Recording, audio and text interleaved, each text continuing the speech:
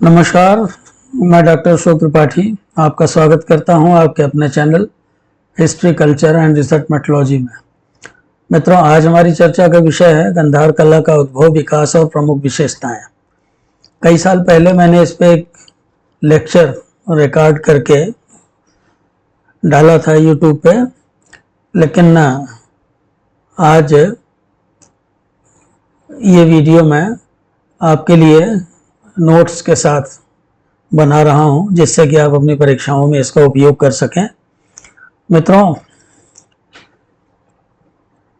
रविन्द्रनाथ टैगोर ने कहा था कि कलाकृतियां सौंदर्य के हस्ताक्षर हैं, जिनमें व्यक्तिगत स्पर्श का मिश्रण इसे एक स्मारक बना देता है। तो निश्चित रूप से कला मनुष्य के आप कह सकते हैं कि जो एस्थेटिक सेंस है, जिसे अंग्रेजी में कहते हैं, यानी कला जो है वो एक तरह से सौंदर्य की अनुभूति है और कला का उद्गम सौंदर्य की मूलभूत प्रेरणा से ही हुआ था। सौंदर्य की अनुभूति मानव की अनुकरण प्रवृत्ति के द्वारा होती है।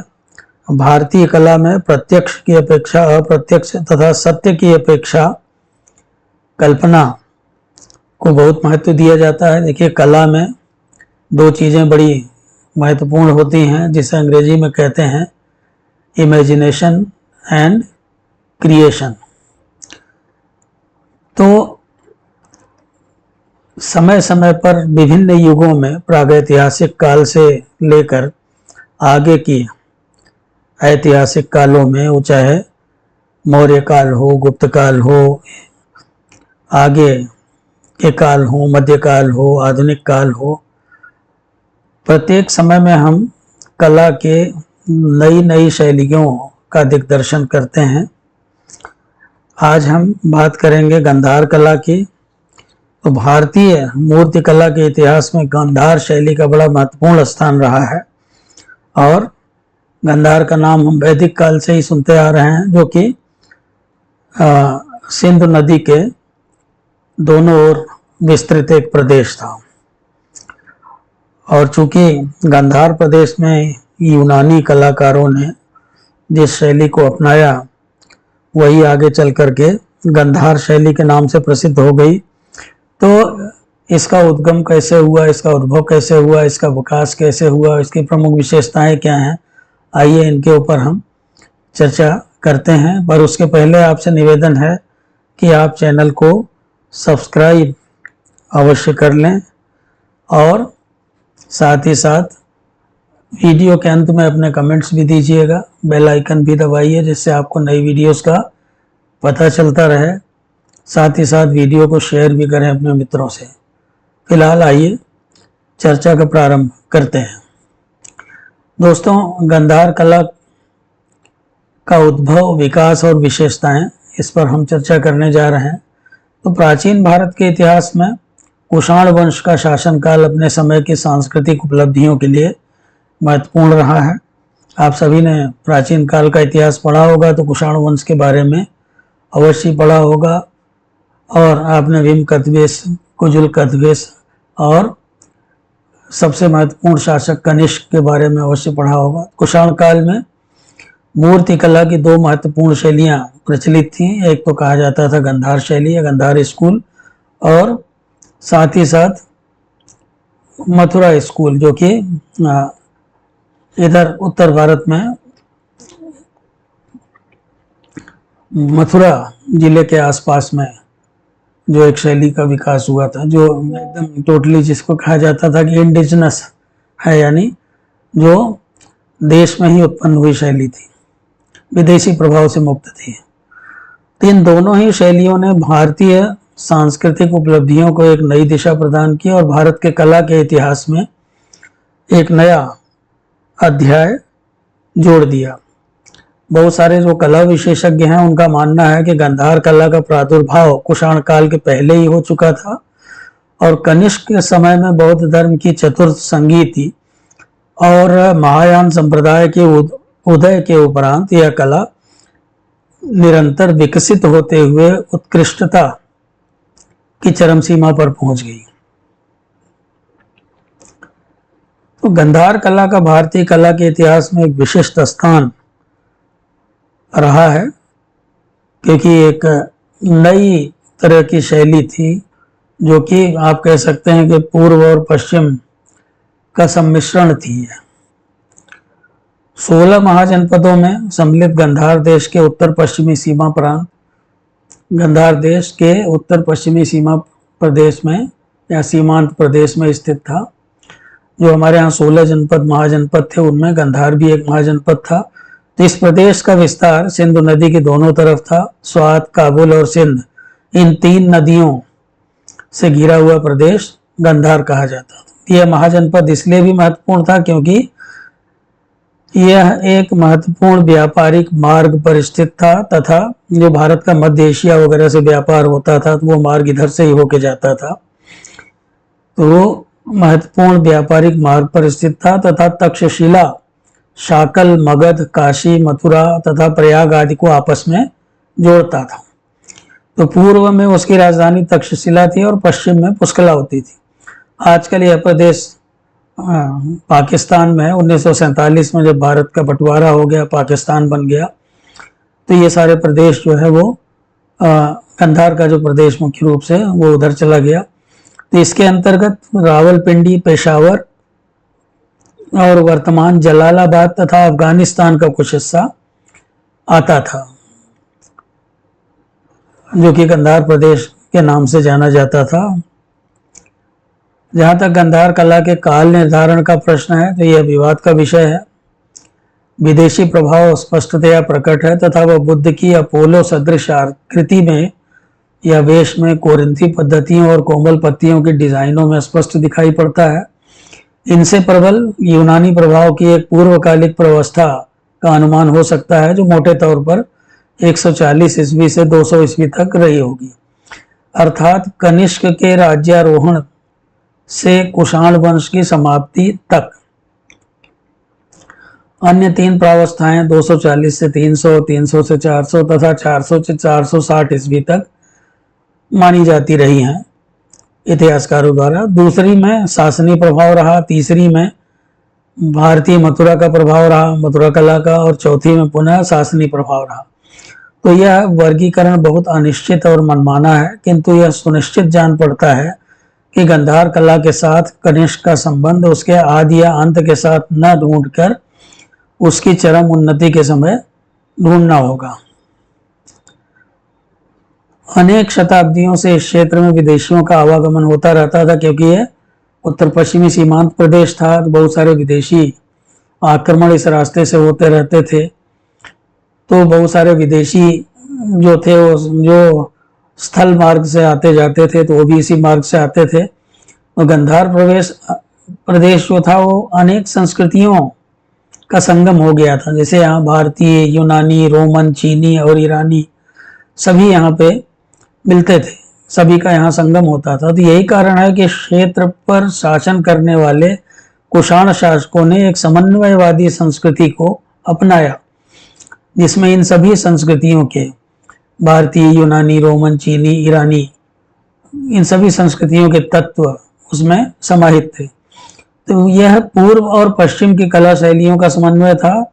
यह कला एक विशिष्ट क्षेत्र में तथा एक सुनिश्चित काल तक ही सीमित है।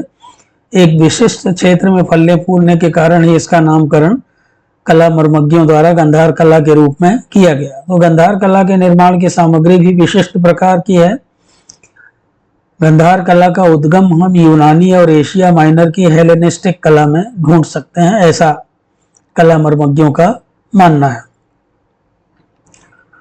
दुर्भाग्य से संरक्षण के अभाव में प्राक कुषाणकालीन व कुषाणकालीन कला के अवशेष अब नष्ट हो गए हैं, बहुत कम प्राप्त होते हैं। तथापि जो पुराविद हैं, सर जॉन मार्शल जैसे लोग जिन्होंने बहुत काम किया यहाँ पे, तो उनके प्रयासों से तक्षशिला, पुष्कलावती, चरसद्दा, पेशावर, हष्टनगर, नगरहार, कपिशा, स्वात, बामियान, बल्ख, तोपरका, काला तथा आसपास के क्षेत्रों में हुए उत्खनन से काफी सामग्री प्राप्त हुई है, जिनके आधार पर हम इस कला की बारीकियों को समझ सकते हैं। तो बहुत सारी मूर्तियां वगैरह मिली हैं खुदाइयों में इस शैली की, गंधार शैली की। आप यहाँ साइड में देख सकते हैं एल वाशम का एक कथन, गंधार शिल्पियों ने यूनानी रोमन संसार के देवताओं को अपना आदर्श माना, कभी कभी उनकी प्रेरणा पूर्णतः पाश्चात्य प्रतीत होती है। तो एल वाशम का ये कहना है कि बहुत सारी मूर्तियां ऐसी थीं जिनमें पाश्चात्य तत्व ज्यादा थे। तो जहां तक इस कला के चरित्र का प्रश्न है, या नेचर जिसे कह लीजिए ऑफ दिस आर्ट, तो इसे पूर्व और पश्चिम का मिश्रण कहा जाता है। यह कला यूनानी, हेलेनिस्टिक और देशी बौद्ध परंपराओं के मध्य संश्लेषण का परिणाम थी। इस शैली के शिल्पकार यूनानी थे, परंतु उन्होंने अपनी कला के लिए बौद्ध धर्म से संबंधित भारतीय विषय चुना। तो इस कला को कला मर्मज्ञों द्वारा Greco Buddhist school, Indo Greek school, Romano बौद्ध स्कूल आदि नामों से पुकारा जाता है। तो सम्राट कनिष्क के काल में जब महायान बौद्ध धर्म का विकास हुआ, तब गंधार शैली का भी समुचित विकास हुआ और यह विकास 150 साल तक चलता रहा। लंबी अवधि है ये। इस शैली की मूर्तियां पत्थर, चूना, मसाला तथा पक्की ईंटों से निर्मित की जाती थी। तो अपने उद्गम की दृष्टि से गंधार कला ग्रीको रोमन तथा उन भारतीय रूपों का मिश्रण मानी जाती है जिन्होंने ईसा की दूसरी शताब्दी से लेकर चौथी शताब्दी तक के काल में एक सुनिश्चित रूप से श्रेणी शैली से हार मान ली थी। यानी उससे ज्यादा सुपीरियर शैली विकसित हो गई थी। तो वो कलाएं, जाहिर है कि जब पहले की कलाएं जो हैं, जब उनसे अच्छी शैली थोड़ी विकसित होती है तो फिर वो धीरे धीरे उनका पतन होने लगता है। तो प्रखर रूप से रोमन पामिरिन शैली ग्रीको बौद्ध कला की अंतिम प्रावस्था में पहुंचकर एक पूर्णतया भारतीय मूर्ति शैली में विलीन हो गई है, जो गुप्त काल के कलाकृतियों से मेल खाती है।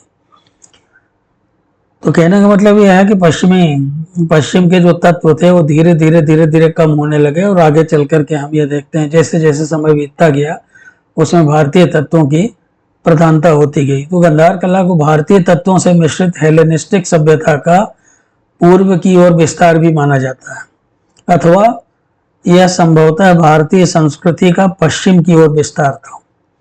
दोनों तरफ के जो मतलब इतिहासकार हैं वो दावा करते हैं कि पश्चिम से पूर्व की, इधर भारतीय कहते हैं कि नहीं हमारी तरफ से उधर गया। तो इस तरह से कुछ भी हो, इससे जो गंधार कला की जो उत्कृष्टता है वो कम नहीं होती है। इसमें कोई दो राय नहीं कि गंधार कला में यूनानी लक्षण दिखाई पड़ते हैं। उदाहरण के लिए पर्सिपोलिटन स्तंभ शीर्ष दीवारों में तीर चलाने के लिए बनाए गए मोखे या छेद, स्पिंक्स तथा ग्राइफन जैसे दानव। कुछ अन्य उदाहरण भी हैं जैसे अटलोटिस यानी जो बौनी पुरुष आकृतियां हैं, माला पहने हुए एरोट, सेंटोर, ट्राइटन और हिप्पोकैम्प जैसे अर्धमानवीय प्राणी। तो सब के सब यूनानी कला के अंश थे जिन्हें कुषाण शासकों की सेवा में नियुक्त रोमनीकृत यूरेशियाई कलाकारों ने गंधार कला में स्थान दिया। तो विदेशी वस्तुओं से, जिनमें हिप्पोक्रेटिस और डायोनिसस की मूर्तियां, हेराक्लीस की कांस्य प्रतिमा, सेलखड़ी में फलक या श्रृंगारिक दृश्यों से युक्त प्रसाधन के तस्तरियां, सीरियाई कांच एवं कांच की मूर्तियां आदि सम्मिलित हैं। तो इनसे यह सूचित होता है कि भारत और रोम के मध्य निश्चित ही घनिष्ठ सांस्कृतिक संबंध रहा होगा। अब जैसा कि हम देखते हैं ईसा की प्रथम और द्वितीय शताब्दियों में रोम के साथ जो है भारत का बड़ा घनिष्ठ व्यापारिक संबंध था। तो निश्चित रूप से जब व्यापारिक संबंध था तो कुछ सांस्कृतिक संबंध भी जो है वो निश्चित रूप से बने होंगे। जो उधर से जो लोग इधर आते थे या इधर से जो लोग उधर जाते थे तो एक दूसरे से बहुत कुछ सीखते थे, एक दूसरे की संस्कृति से बहुत नई नई बातों को सीखते थे। तो निश्चित रूप से उसका असर पड़ता ही था। और डॉक्टर मजूमदार का कहना है कि यद्यपि गंधार कला की तकनीकी जो थी, जो उसकी टेक्निक थी गंधार कला की, वो यूनानी थी, ग्रीक थी, लेकिन मनोवृत्ति में यह मूलतः भारतीय थी। तो टेक्निक आप कह सकते हैं कि यूनानी थी, लेकिन जो विचार थे वो भारतीय थे। तो गंधार कला के कलाकार बौद्ध परंपराओं को कला के माध्यम से भावनात्मक अभिव्यक्ति देने के लिए नियुक्त थे और वास्तव में इस कला में ग्रीको रोमन तकनीक के माध्यम से भारतीय विषयों का निरूपण किया गया है। तो गंधार कलाकार का एक हाथ यूनानी का हाथ था, उस पर हृदय एक भारतीय का हृदय था और यह कहा जा सकता है कि प्रारंभ में विदेशी प्रभाव अधिक था और वह क्रमशः कम होता गया। जैसे आप देखते हैं कि जो मध्यकाल में जब भारत में इस्लामी शासन था, खासकर दिल्ली सल्तनत और मुगल काल का शासन था, तो उस समय भी हम ये देखते हैं कि जो कलाकार थे वो इसी तरह के थे। अब जैसे भारतीय कलाकार थे, लेकिन जो चीज़ें वो बनाते थे उनके विचार जो थे इस्लामी थे। तो इस तरह से जो एक कला शैली उस समय विकसित हुई थी मध्यकाल में, जिसको कि इंडो इस्लामिक शैली कहा गया। तो ऐसे ही यहाँ पे हम देखते हैं कि जो ग्रीको रोमन तकनीक से भारतीय विषयों का निरूपण किया गया, तो इसको ग्रीको बुद्धिस्ट शैली भी कहा जाता है, इंडो ग्रीक शैली भी कहा जाता है। तो भारत के बाहर गंधार कला का महत्व बहुत अधिक है। चीनी तुर्किस्तान, मंगोलिया, कोरिया और जापान आदि सुदूर पूर्व के देशों में गंधार कला बौद्ध कला की जन्मदाता थी। यानी इन देशों में भी हम ये देखते हैं, चीन में, चीनी तुर्किस्तान में, मंगोलिया में, कोरिया में, जापान आदि में बहुत सारी जो है बुद्ध की मूर्तियां बनी। और ये जो बुद्ध की मूर्तियां इन देशों में बनी या बुद्ध के जीवन से संबंधित बहुत सारी जो बातों को मूर्ति कला में प्रदर्शित किया गया, तो वो सब जो है उन पर गंधार कला का प्रभाव निश्चित रूप से पड़ा था। तो गंधार कला की विषय वस्तु जहाँ तक है इसका संबंध, अब इस कला की विषय वस्तु का भी विश्लेषण कर लेते हैं। जहाँ तक विषय वस्तु का संबंध है, तो इस कला का यही प्रयास था कि भगवान बुद्ध की प्रतिमाएं पत्थर में प्रस्तुत की जाएं।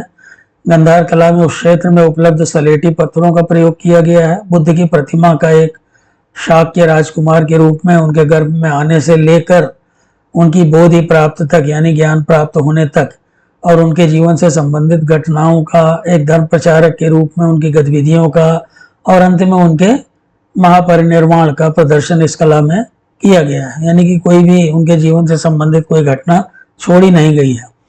तो इन कलाकारों की रुचि बुद्ध के पूर्व जन्मों से संबंधित जातक कथाओं के चित्रण में, बोधि की प्रक्रिया से गुजर रहे बोधिसत्वों के चित्रण में, तथा बौद्ध धर्म से संबंधित ब्रह्मा, इंद्र, पंचक, हारी इत्यादि अन्य अनेक देवताओं के चित्रण में भी थी।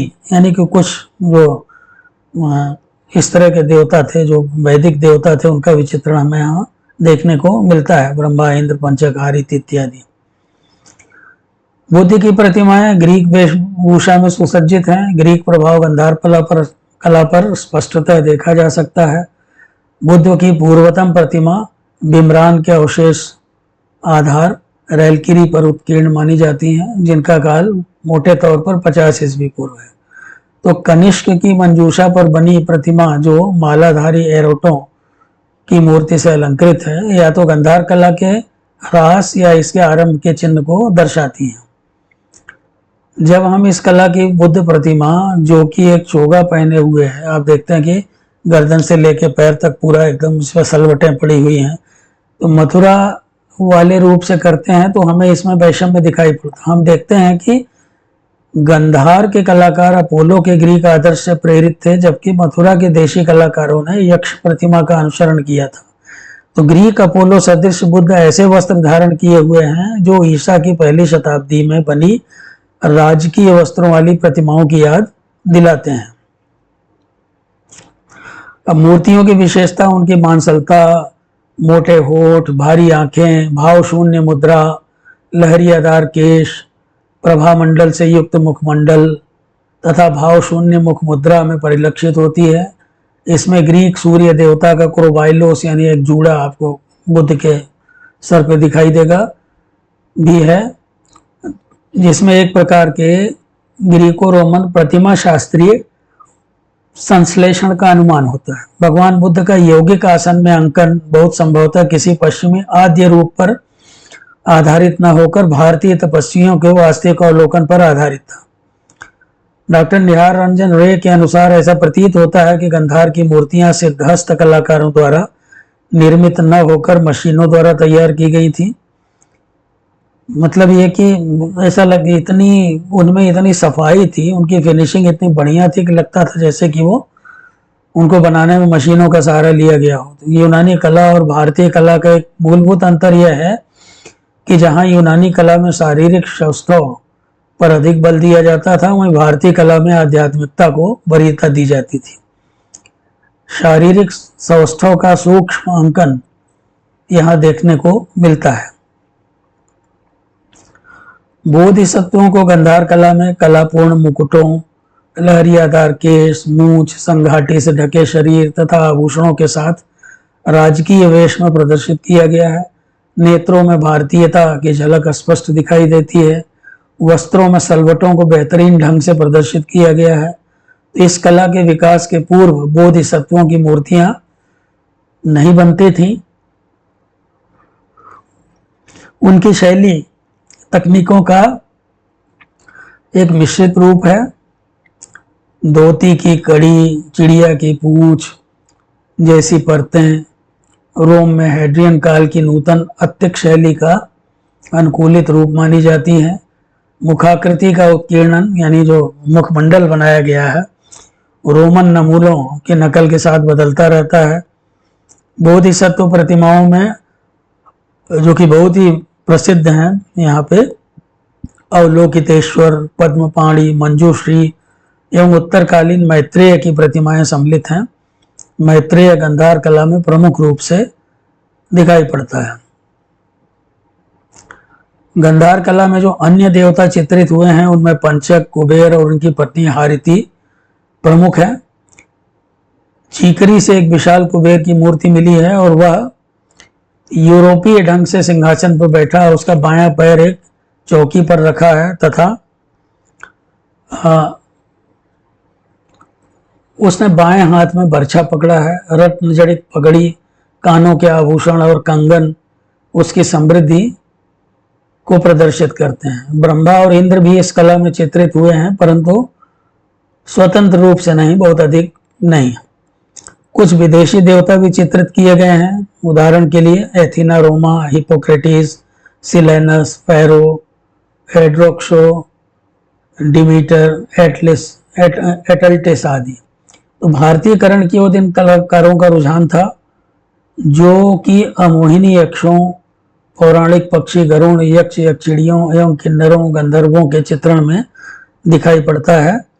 इन मूर्तियों के नमूने पेशावर, लाहौर, कोलकाता राष्ट्रीय संग्रहालय, नई दिल्ली आदि में देखे जा सकते हैं। अगर आप कभी नई दिल्ली जाएं तो वहाँ के नेशनल म्यूजियम में आप इन मूर्तियों के नमूने देख सकते हैं। भारत में कोलकाता में भी देख सकते हैं। तो गंधार शैली में एक बहुत ही अलंकृत वास्तुकला का दिग्दर्शन भी हमें होता है। नवीन कलाकारों ने अपना कौशल स्तूपों तथा विहारों के निर्माण में उन्हें फूल पत्तियों की डिजाइनों से अलंकृत करने में दिखाया। वेनसांग ने कनिष्क के द्वारा निर्मित एक मीनार की आकृति की 700 फुट ऊंची 13 मंजिले स्तूप का उल्लेख किया है। और अब तो उस काल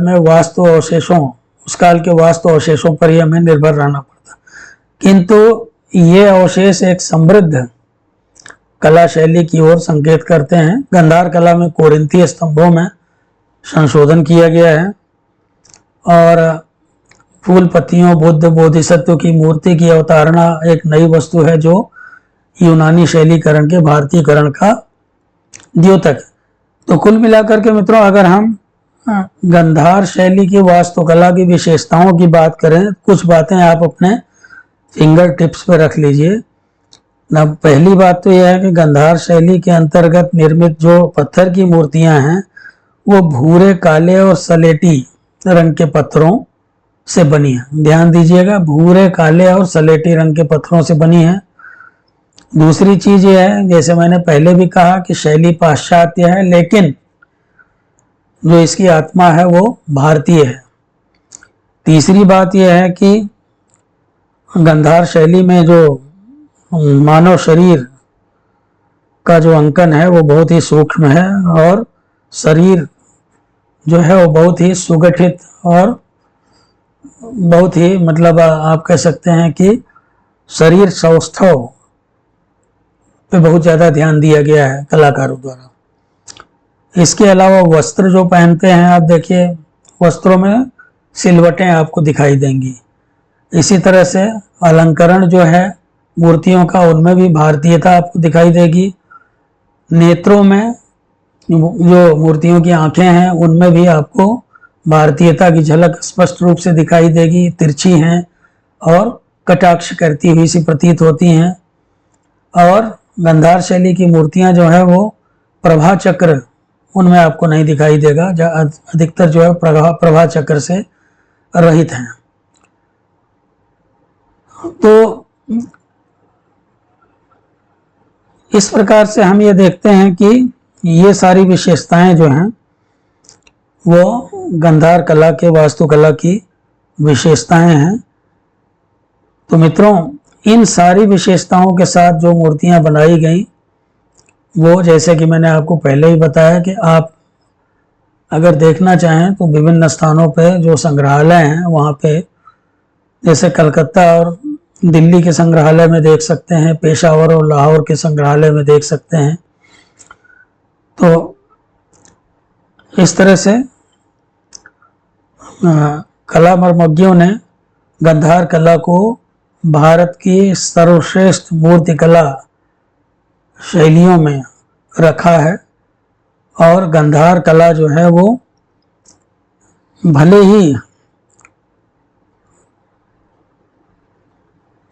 ऐसा प्रतीत होता है कि वे किसी सिद्धहस्त कलाकार द्वारा निर्मित न होकर के मशीनों से तैयार की गई हैं, जैसे मैंने पहले भी कहा कि उनकी फिनिशिंग जो है वो बहुत ही अच्छी है।